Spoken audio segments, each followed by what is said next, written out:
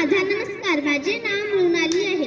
मी इयत्ता 5वीची विद्यार्थिनी. माझ्या शाळेचे नाव जिल्हा परिषद उच्च प्राथमिक शाळा निरुळ गंगामाई.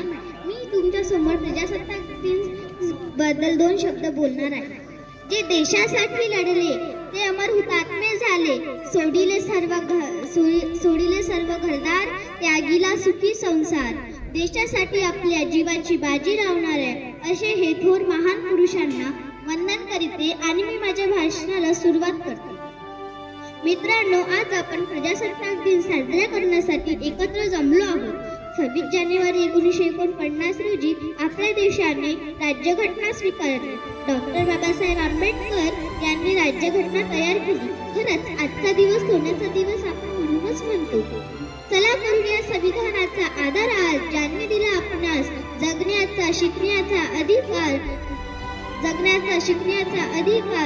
संविधान आहे. म्हणूनच तर आज वेगवेगळ्या धर्माचे वेगवेगळ्या भाषा बोलणारे लोक एकत्र राहत आहेत. हिंद देश के निवासी सभी जन एक है. रंग रूप वेश भाषा चाहे अनेक है.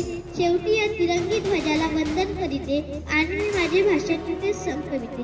जय हिंद, जय भारत.